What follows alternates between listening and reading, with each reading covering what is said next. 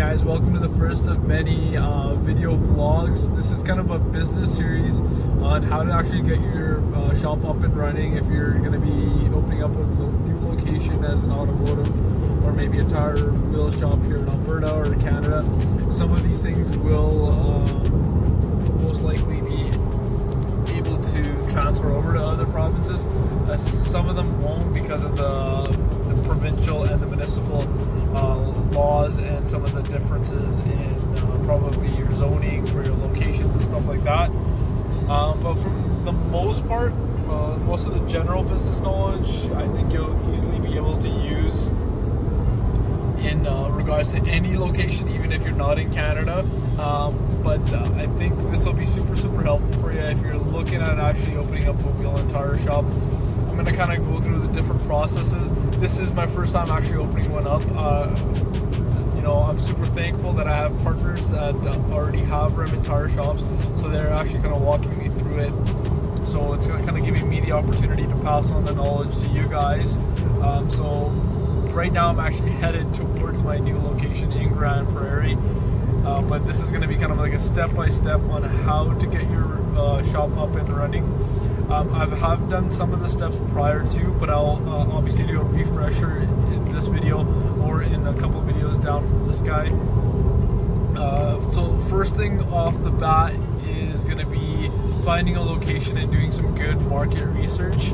Obviously with me and my partners being kind of in the industry for a little while now, we can kind of gauge and see what kind of an industry, like what kind of an atmosphere a certain shop is going to be successful in. And coming into Grand Prairie and doing all of our research, it made a perfect fit for the type of business that we have. So we specialize in custom wheels, tires, and we do lift kits. And obviously this demographic, if you are familiar with Grand Prairie or if you're in Alberta, you know Grand Prairie is a truck town, this was going to be a perfect fit for us, I think. Only way to know is going to be actually within a couple of weeks of us being open, and then probably another follow-up video maybe 3 to 4 months after, and then we'll do one more video probably after about a year of being open. I think that'll be the only way to properly gauge if this shop is going to be successful. But from our predictions, we think it's going to take off. But enough of me and my shop. Let's get into some actual research. So like when you're looking at a wheel and tire shop, some of the demographics you want to look at is going to be population. Sorry guys, I'm driving while shooting this video. Is going to be population. So you want to make sure you have enough of a demand. We like to see anything 65,000 plus. Ideally, you'd want even more than that, like 100,000 plus, especially because of tires and the life of a customer.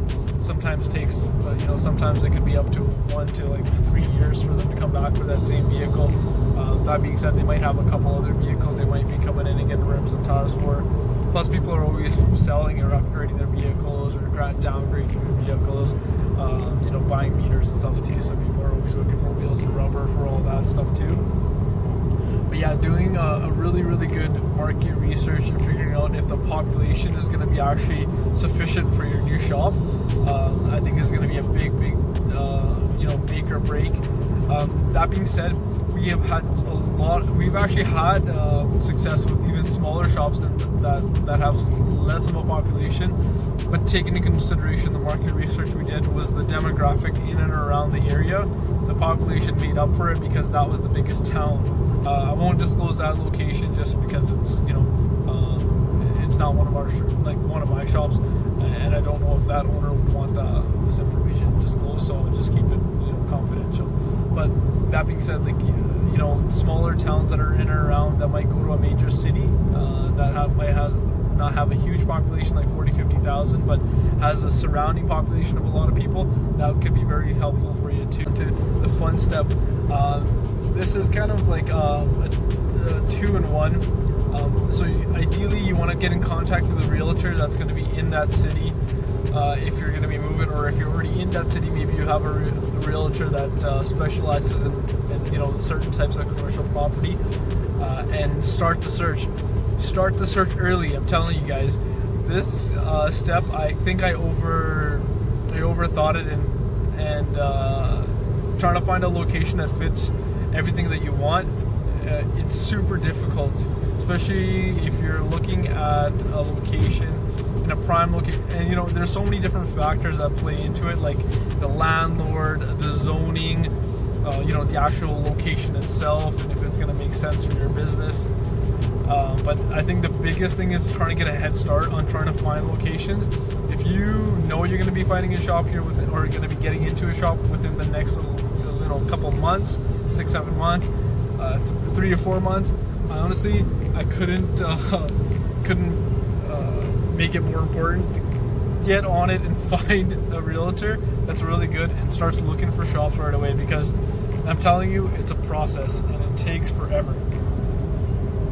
That being said, while you're also contacting your real estate agent, you also want to get in contact with the city, just in case your city has you know, municipal laws that states that your type of business can only be in a certain part of the city, which I know is the case in some provinces and some cities, but in most places you might be all right.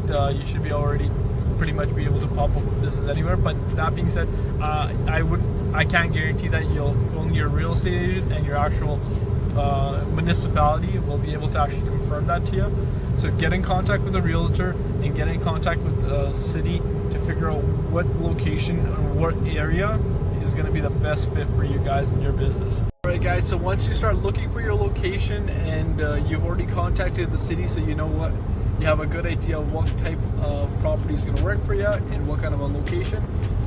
Some of the things to consider when you find your new spot, take into consider growth.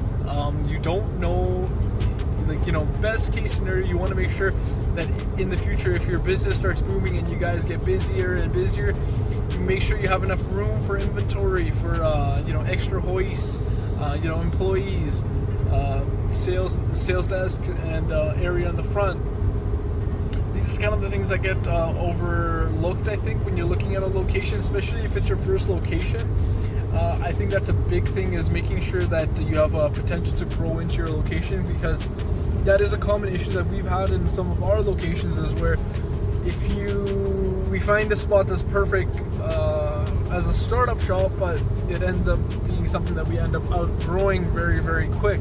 So I think that's something to take into consideration, is making sure that the location is going to be future friendly, I think is a good way to say it. Alright guys, so another thing to take into consideration is going to be the type of equipment that you guys are going to need in your location. So in Alberta, in some cities like Calgary and Edmonton, you actually have to have like HVAC units put into your location, or you know, hopefully they already have them if you're moving into that spot. And those types of things can be very, very costly to put in if your location doesn't have it. Sometimes your landlord will actually help you with some of your repairs and your renovations, and then that HVAC unit can actually be worked into your lease, but you'll have to contact your real estate agent and they'll be able to further, you know, direct you in that case. But take into consideration the type of equipment that you'll want, like the HVAC unit, you know, overhead doors, compressors and stuff. That will be in a different video for stuff that you'll need to buy. But I think the big thing is like stuff that's right off the bat, like, you know, making sure that the furnace is, you know, relatively new, or if it's going to be, you know, an older unit, making sure that the landlord is going to be actually responsible for repairs on stuff like that, because sometimes in certain leases, you actually will be responsible for like hot water tanks in the unit and the actual furnace itself, and obviously the actual structure of the building the landlord will take care of, but because you're in the actual building, you are actually responsible for that kind of stuff. So if your landlord is willing to work with you and is able to take on that kind of responsibility for the older you know, furnace or the older water tank, then you're in the clear. But if not, maybe kind of steer clear from that, or maybe potentially budget that into your actual expenses, knowing that maybe this could potentially go wrong in the future, just so that you are covered in the long run.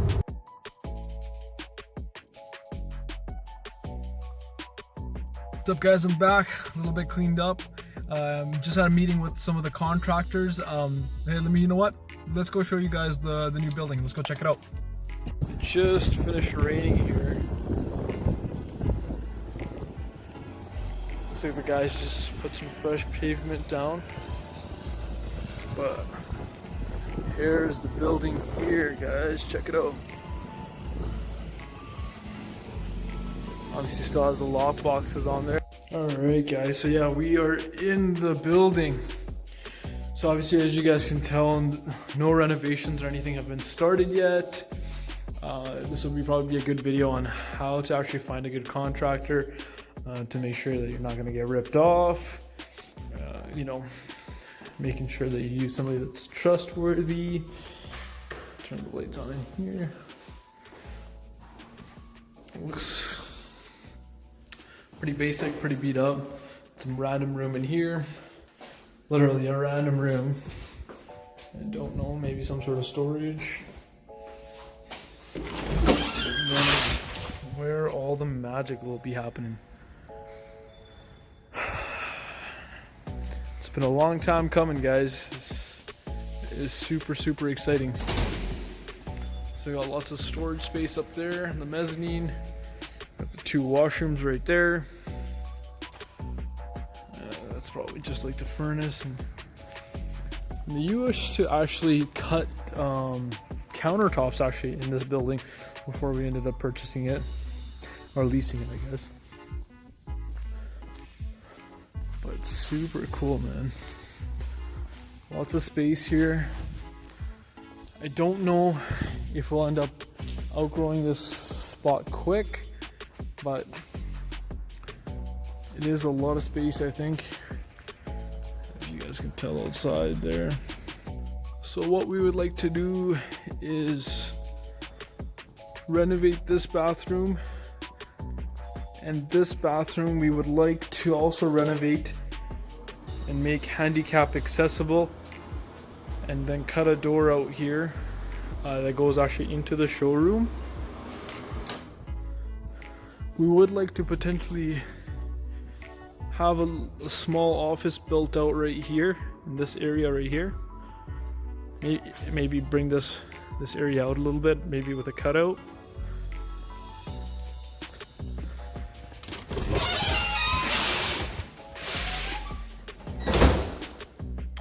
This is the front showroom space. What we'd like to do is we want to take out all the walls here. So this wall, all these walls here, make it open concept. This will be where that cutout for that washroom will be.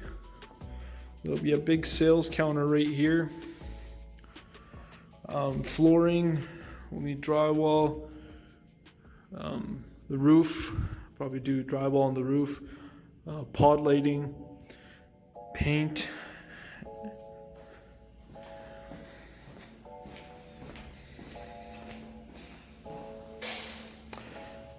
And this area, this wall comes down, and then maybe either this place gets a little door here or a door right there for a separate office. So yeah, guys, that is the building. I hope you guys enjoyed the video. I'm gonna be making some more follow-up. Obviously, we'll go a little bit more in depth on how to find a good contractor. As you can tell, I'm still in that process, but I will keep you guys in the loop.